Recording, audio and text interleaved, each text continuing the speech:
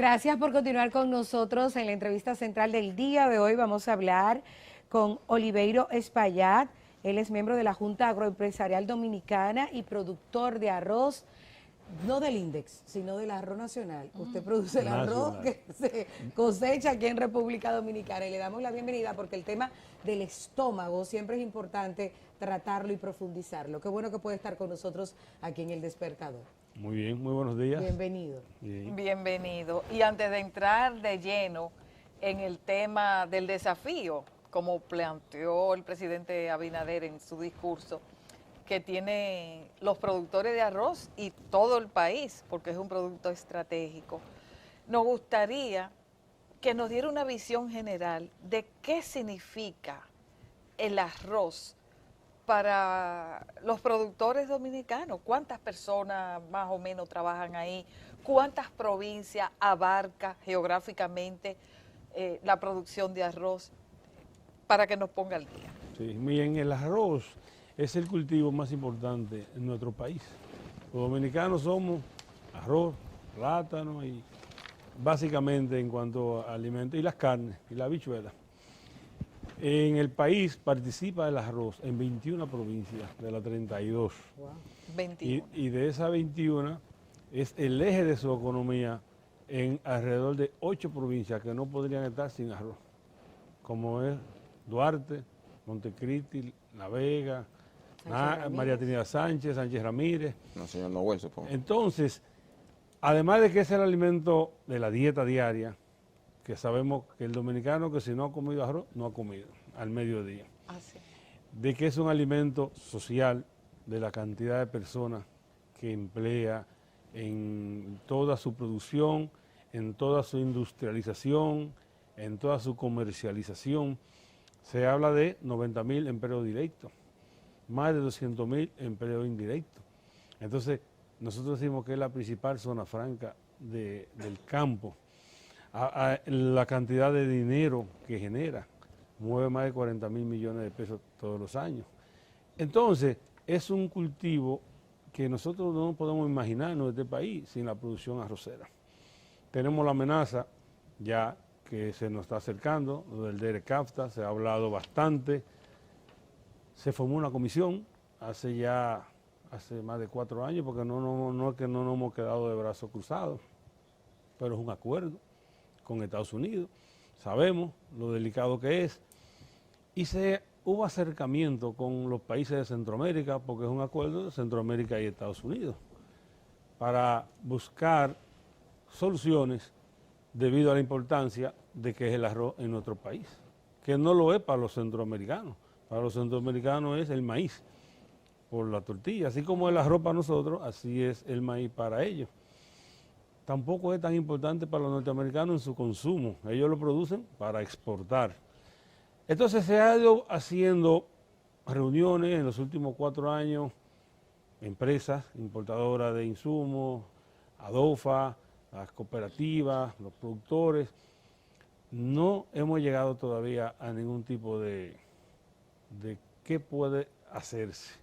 Pero sí nos dio mucha alegría y mucha satisfacción en la rendición del cuenta del presidente de la República, que incluyó ese tema tan delicado.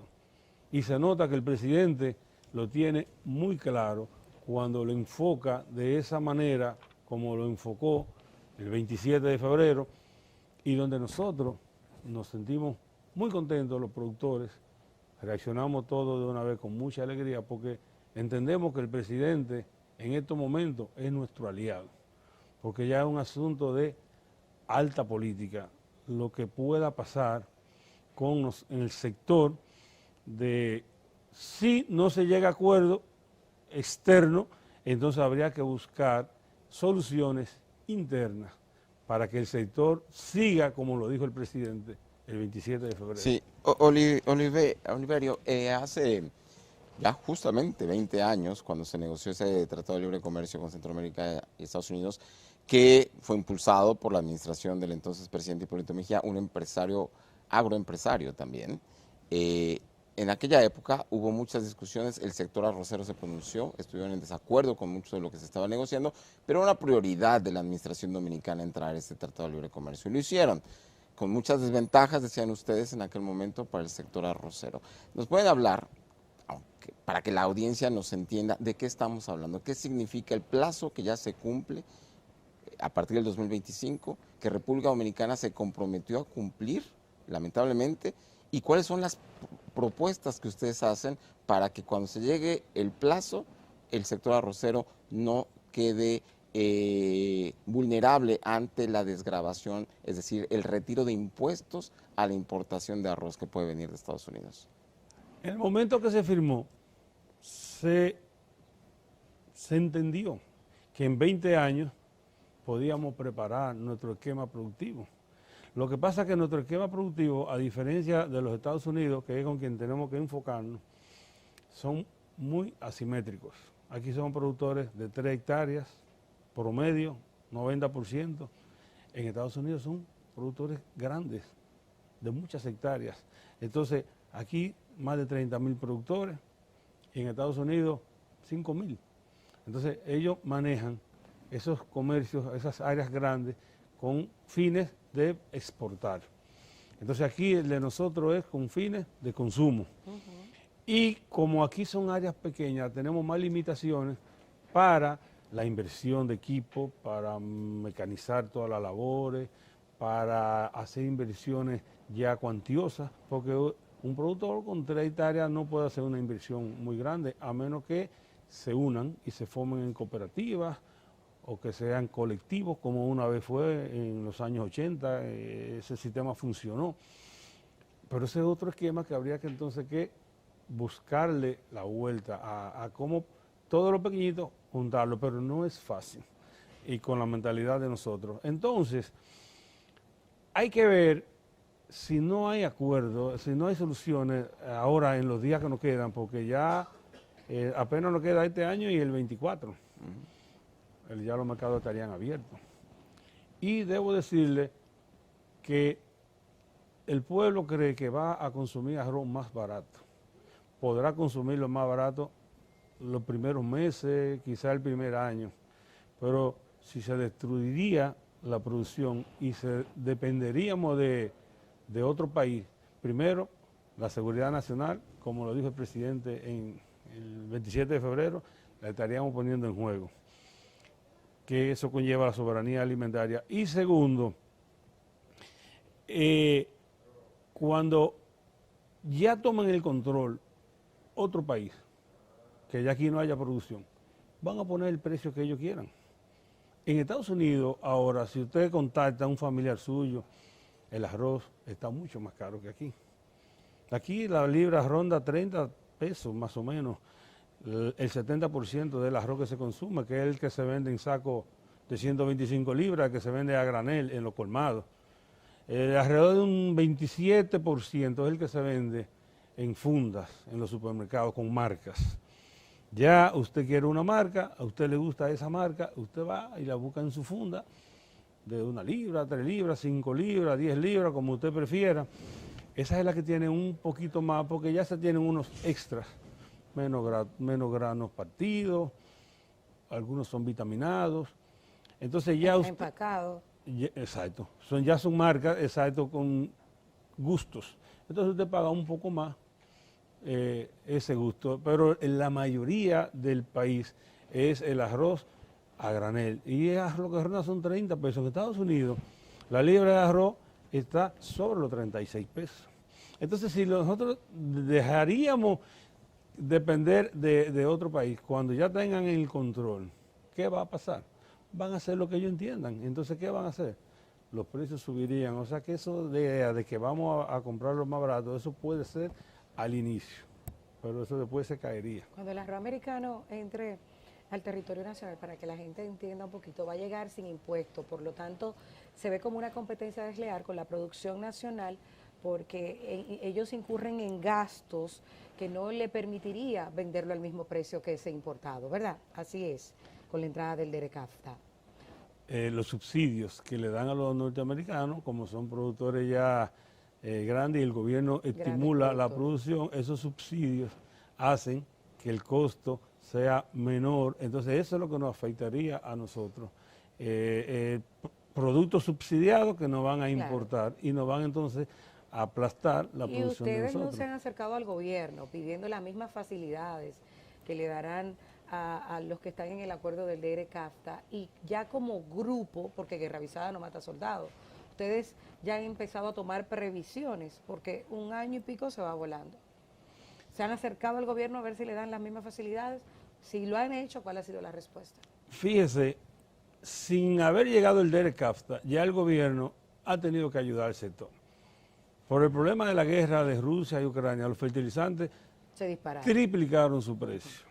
En el 2021 al final empezó el alza. Ya para el año 22 el gobierno tuvo que erogar más de 3.000 millones de pesos para mantener un precio accesible de nosotros a la compra de los fertilizantes, porque sin fertilizantes no tenemos productividad. Entonces el gobierno también ha apoyado con 100 pesos por fanega al productor el año pasado. ¿100 pesos por qué? Fanega. La unidad de medida de venta se llama fanega, son 120 kilos. Entonces el gobierno, para que el precio se le mantenga al consumidor, Ha subsidiado con 100 pesos. ha subsidiado 100 pesos. ¿Y cuánto es el total, el valor? El año pasado pagó 450 millones en la primera etapa.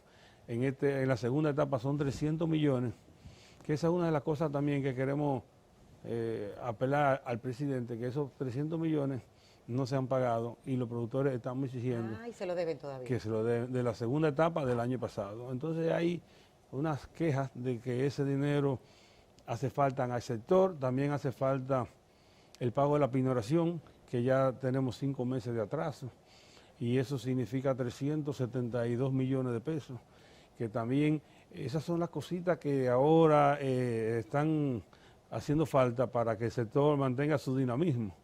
Y el presidente también ofreció 60 millones de pesos por el uso de semillas certificadas. Para nosotros ahora en esta etapa usar la semilla de calidad y tener mejor productividad. Entonces esas son las 3 cositas básicas que nos están faltando, que suman unos 700 y tantos de millones, que yo quiero aprovechar este escenario para apelar al presidente, que ya se lo hemos dicho al ministro, que eso es una necesidad. Se lo hemos dicho en varias oportunidades y eso está causando un poco de malestar, o un malestar que ya mañana hay un movimiento en Castañuela, que ya se inicia la cosecha en la zona noroeste y todavía los precios de este año no están definidos para el productor. Estamos con los mismos Eso precios lo hace Agricultura. a través del Ministerio de Agricultura, exactamente. Sí, pero además de esas pequeñas cositas, como usted llama, de 700 millones de pesos, ¿cuáles son las propuestas del sector arrocero para el país en el marco de esta preocupación nacional sobre qué va a pasar cuando entre en vigencia el 2025, el DR-CAFTA? Mi experiencia como productor ya de más de 3 décadas, pues yo estoy en el mundo arrocero desde que me gradué de ingeniero agrónomo en el año 1989. Todo lo que he hecho ha sido producir arroz constante, sin descansar ni una etapa de esa. Ininterrumpidamente. Exactamente. Mi experiencia, como las cosas van cambiando, nosotros también como productores tenemos que ir cambiando. Yo hace 3 semanas estuve en Brasil viendo un sistema de alta productividad en arroz, porque en estos momentos de competencia lo que nos puede mantener activo es una alta productividad. En eso nosotros podemos mantener la posición o mejorarla. Entonces yo fui a ese viaje y allá pude comprobar el mismo problema que tenían los brasileños hace 5 años, lo tenemos ahora aquí, que los costos de producción y la productividad están muy cerca. Entonces el margen estaba muy cerca uno y otro y eso es peligroso. Entonces un sistema nuevo de rotar cultivos, la segunda etapa por lo menos en este país, nosotros hacemos 2 etapas, una que se siembra en diciembre, en noviembre y diciembre y se cosecha en abril y mayo, y una que se siembra en junio y julio y se cosecha en octubre y noviembre.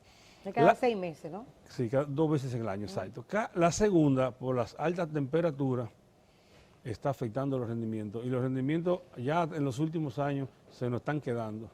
Entonces es una recomendación técnica que yo le hago al Ministerio de Agricultura ya como productor, y se lo hago a los productores también. La segunda etapa ya tenemos que buscar alternativas de rotación de cultivo. Por ejemplo, ayer yo tuve una reunión, yo estoy tratando ya de implementar, rotar la segunda etapa con maíz. ¿El maíz por qué? Porque aquí hay mercado. El maíz, todo aquí se importa. Importamos demasiado maíz. Se puede mecanizar la siembra, se puede mecanizar la recolección, se puede mecanizar todas las labores, igual que el arroz. O sea, que se están tratando de transformar. Esa es una idea que yo estoy ahora exponiendo y se la puse ayer al director de Viva Arroz, que estamos reunidos, para mejorar la productividad también y tener otra alternativa. En caso de que también podemos conseguir apoyo de, como lo dijo el presidente, ¿qué apoyos serán? No sabemos, porque se formó una comisión, hay que darle tiempo a esa comisión de evaluar los puntos que deben tomar en cuenta y vendrán las conclusiones. Vendrán las conclusiones, nosotros entendemos que en un momento no muy lejano nos acercaremos al presidente y el presidente nos dirá qué nos tiene en este momento. Sí, pero perdone que insiste en la pregunta. O sea, ustedes, ¿qué le proponen al presidente? Porque Bernardo Vega, por ejemplo, antes de que empezáramos la entrevista, estaba planteando varios escenarios. Que si el gobierno va a subsidiar el arroz, como hacen en Estados Unidos con sus productores y en Europa también, o que si se van a juntar ustedes en cooperativa, o sea, ¿cuáles son los escenarios? ¿Cuáles son las propuestas? Y además, ustedes se vienen reuniendo desde el gobierno de Danilo Medina. En los últimos 4 años, en el segundo gobierno de periodo de Medina, se formó una comisión para este mismo problema. Entonces, no vale la pena empezar de cero. Se supone que deben continuar con lo que se había avanzado. Supongo yo que se había avanzado algo, no lo sé, pero supongo. O sea, no se avanzó lo que esperábamos, porque los norteamericanos no han mostrado interés en buscar solución. Ellos ya entienden que esos acuerdos se firmó y hasta ahora no hay solución con los norteamericanos, que es nuestro principal problema. ¿Qué nosotros entendemos? Los productores dominicanos, luego que el presidente se refirió al tema el 27 de febrero, debe haber un apoyo interno, que esa comisión que él designó evaluará todos los puntos que hay que evaluar y sin haber todavía entrado el tratado en vigencia, ya el gobierno está apoyando el sector, y no al sector arroz, a todos los sectores, con el apoyo de los fertilizantes, de un subsidio, un apoyo a los fertilizantes, que nos están saliendo casi a un 50% de su costo que hubiera sido si no vamos a tener ese apoyo, ya sea un apoyo que abarca el arroz y demás, todos.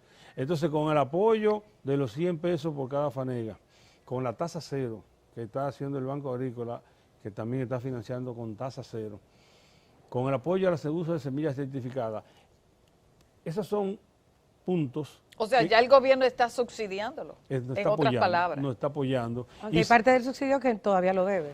Y déjeme decirle que esos apoyos se reflejan en el precio del consumidor. Porque si no hubiera, el presidente no hace esos apoyos, el precio del arroz de venta hubiera sido otro. Entonces esos apoyos realmente llegan a los productores, pero es para que los consumidores mantengan el mismo precio.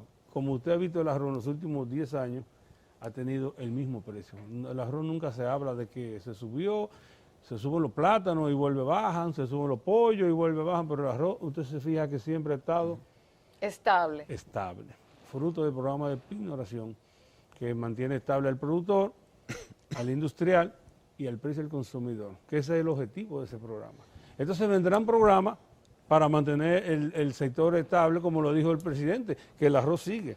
Y yo no me imagino este país sin producción arrocera, de ninguna manera. Oliverio, pero justamente ya ha habido varios programas, el presidente lo anunció, lo confirmó usted.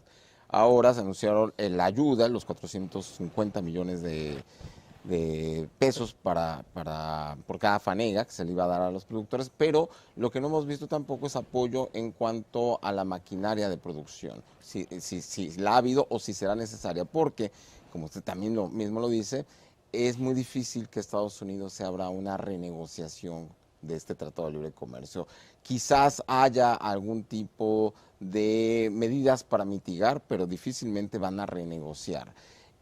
¿Cuáles otras alternativas se tiene? Una transformación del sector que se requiere para transformar la tecnología de ese sector, hacerla más productiva, y es tan descabellado pensar que algunas de las factorías dejen de producir arroz y se reconviertan en producción de otro tipo de cereal, por ejemplo, o de otro tipo de producto agrícola, dado que, por ejemplo, en algún momento ante la falta de cerdos, desde el gobierno se habló de ayudar a los productores porcícolas a producir chivos, por ejemplo. Sí, es correcto.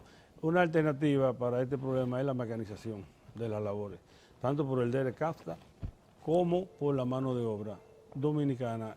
Luego del COVID, los dominicanos cada vez quieren estar menos en las labores del campo. La mano de obra es haitiana ahora mismo, esos 90.000 empleados o personas que dependen directamente. ¿Estamos hablando de 90.000 haitianos o estamos hablando de qué? No, los operadores, los encargados de finca, los que trabajan en los molinos, son dominicanos. Ahora, los que son haitianos son los que hacen los jornales diarios de trabajo con la pala. Siembra. El trabajo duro, el trabajo base. El trabajo, ellos son los que están haciéndolo porque ya los dominicanos no quieren estar en el campo. ¿Cuánto se le paga por día? Ahora se está pagando entre 800 y 1.000 pesos. Y no por día. Por ajuste. De 7 a 1. Y entre 7 y 1... ¿De 7 de la mañana a 1? Y hay que darle, entre ese lapso de 7 a 1, hay que darle 1 hora para que ellos se descansen y desayunen. O sea, lo que están trabajando es un rato. Entonces ya yo viendo eso, y eso se complicó después del COVID, ¿cuál es la solución a eso? Mecanizarlo. Ya yo tengo todo el sistema mecanizado, pero yo empecé en el 2005. Cuando yo vi que empezaron los problemas de la mano de obra, nunca me imaginaba COVID, nunca me imaginaba nada, pero sí se había firmado el DERCAFTA. O sea, están trabajando 6 horas, 6 horas. O sea, si usted dice que 7 de la mañana a 1 de la tarde. 5 horas. Ellos tienen una libre para desayunar. Ganan mejor que cualquier profesional, según lo que usted está planteando. Sí, y hay labores que valen más de 1.000 pesos. Sí. Hay días que ganan 1.500. Pero siguen enterrados en el lodo hasta la rodilla. No tanto ya eso ha cambiado. Antes ya los métodos, ¿El arroz en el agua? ya los métodos, ahora usted puede sembrar el arroz seco, sin agua, con máquina. Sí, yo lo siembro así a veces. Y esa es una de las propuestas también que hay que llegar. Sembrar con máquina seco, como lo hacen en Estados Unidos, como lo hacen en Brasil, como lo hacen en Argentina. Y cosechar a granel, sin saco, que eso ya yo lo estoy haciendo ya hace 15 años. Pero eso es usted. ¿Qué se necesitaría para que todo el sector arrocero ya estuviera mecanizado? Ahí está el Banco Agrícola. El Banco Agrícola tiene financiamiento a un 6% para la mecanización. Yo he usado muchos préstamos del Banco Agrícola, el equipo de la garantía. ¿Y qué ventaja tenemos con el Banco Agrícola? Que el Banco Agrícola tiene un esquema que se adapta al productor de arroz. Usted paga la cuota cada 6 meses, capital e interés. Cosecha.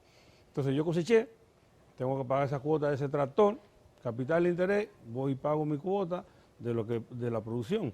Y mi próxima cuota es en 6 meses más en la otra producción. O sea, eso me ha ayudado a mí bastante.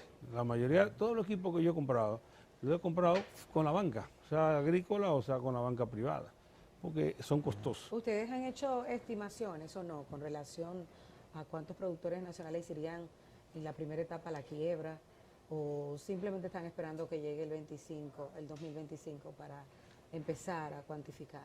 Hay una palabra que es la que nos puede salvar o nos puede enterrar, que se llama la productividad. Hay que perseguir la alta productividad, porque no podemos dejarle todo al libre comercio, incluso sin libre comercio. Ahora, si usted no tiene alta productividad, usted también va fuera del mercado. Claro. Y eso es en todo. Si usted tiene una industria, si usted tiene un cultivo de plátano, de yuca, y usted no tiene una buena productividad, un alto rendimiento y manejando bien sus costos, entonces, porque la diferencia de lo que usted vende y lo que usted invierte, eso es lo que a usted le queda.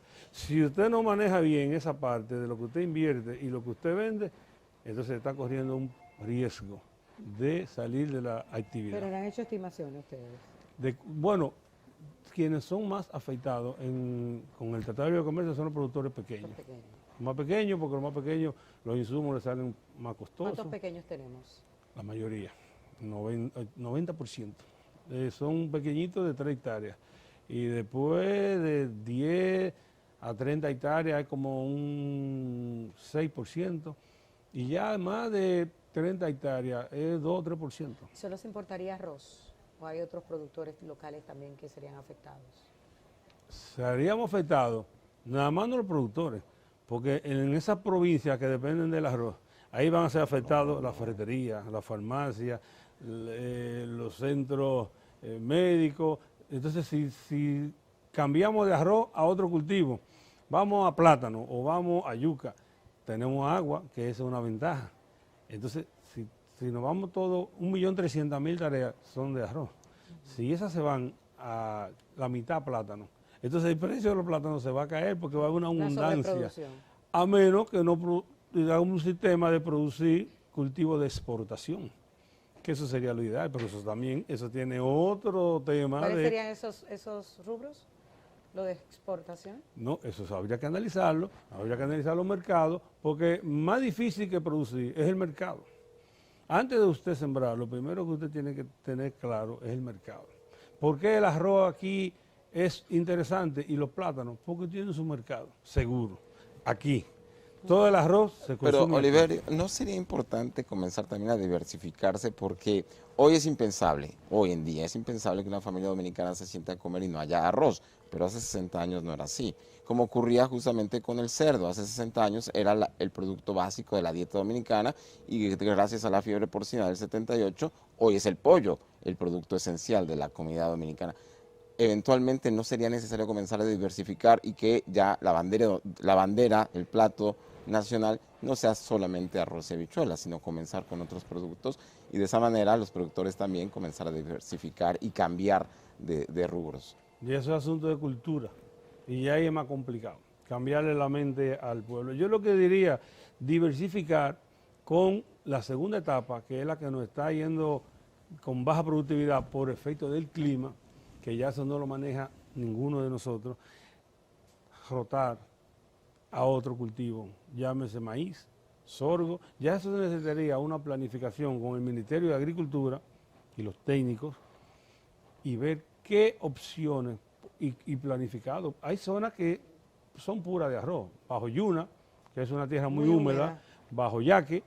Bueno, entonces habría que buscar alternativas solamente para la segunda etapa. Pero no hay que esperar al final del 2024 para empezar a buscar esas alternativas. No, ya se hay que empezar ya. Obvio. Sí, Ayer debimos empezar. Hay que empezar ya eso, porque eso yo vine con esas ideas muy frescas ahora en el viaje de Brasil y vi cómo esos rendimientos están los brasileños con un sistema de arroz híbrido que aquí producimos 5 y 6 toneladas por hectárea seca y limpia y allá están produciendo 11 Perdón, y 12. ¿Qué es arroz híbrido?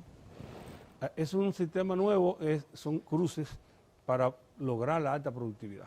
Con las variedades no se llega a esos sistemas de 12 toneladas por hectárea. Sí, ustedes han calculado cuántas personas perderían su modo de vida, y estoy pensando en esas 90.000 personas que trabajan directamente en el arroz. Me preocupa mucho el dato, no recuerdo quién estaba hablando de eso, pero era alguien que decía, ponía de ejemplo, que cuando en México se sustituyó el maíz, fueron quebrados los productores del maíz por Estados Unidos, por la mano de obra de Estados Unidos, por la competencia de Estados Unidos, todas esas zonas geográficas fueron a parar al narcotráfico. La gente, en vez de estar sembrando arroz, se dedica a contrabandear drogas. Entonces, no sé, me preocupa muchísimo cuál va a ser el destino de esas 90.000 personas que dependen directamente del arroz. Sí, eso preocupa, porque entonces sería una carga más social al país. En México yo estuve el año pasado, en noviembre, en una feria enorme que hacen allá en Guanajuato, y me comentaban eso, cuando la cantidad de productores de arroz cambiaron a maíz blanco. y le está yendo mejor. Porque allá lo consumen, es su plato de allá de preferido para la tortilla. Entonces, pero eso es un proceso y eso cuesta tiempo y cuesta dinero y quién lo puede aguantar, porque en este país el cultivo del arroz más que un cultivo es un medio de vida de todos esos pequeños productores. Sí, perdón, antes de que nos vayamos rápidamente, Haití producía su propio arroz. Sí. Hasta que Estados Unidos le quitó el mercado. No recuerdo exactamente cómo fue el proceso, pero ¿qué usted puede decir Sí, al respecto? ¿Qué pasó con Haití? Eso es un buen tema. Bill Clinton era el presidente cuando interfirieron con las importaciones de arroz y destruyeron la producción de Haití. Y ahora pidió excusa a él públicamente por lo que hizo, porque le destruyó el esquema productivo a los haitianos. O sea, que Y ya podríamos vernos en el mismo espejo. Claro que sí. Gracias, señor Espaillat, por estar con nosotros en la entrevista central del día de hoy. Yo recuerdo que cuando pequeña decía que no, que el arroz americano rinde más, ¿eso es verdad? Eso era antes, del 2008. Ah, Era para mejor, atrás. era mejor. Pero después del 2008 para acá llegaron materiales nuevos, variedades nuevas, y ahora el de nosotros es mejor que el de americano. ¿Pero qué ustedes hicieron para que fuera mejor? Cambios genéticos, nuevos materiales. Las semillas. Sí, empresas. Los cruces. Empresas y el mismo... Entonces por eso es que estamos más gordos. Mire lo gorda que estoy no yo. necesariamente. Es como usted cocina el arroz, es como lo cocina el arroz. Es el sabor, ya se Si refería le al echan sabor. aceite, obvio que vamos a engordar. Y ahora para vender el norteamericano hay que mezclarlo con el de aquí, Sí. de la diferencia que hay. Eso es bueno que Sí, se porque sepa. dicen que el norteamericano no llena. No llena. Ay, el fofo. Es cierto. Bueno, Por los pues. materiales que usan también allá, que son aquí son variedades y allá son unos materiales híbridos que de alto rendimiento, pero que no tienen sabor. Y para poder comercializarlo aquí hay que mezclarlo con el de aquí. Gracias por estar con nosotros en el día de hoy. Vámonos a una pausa, será breve, ya regresamos con más del Despertador. En minutos, la hija de...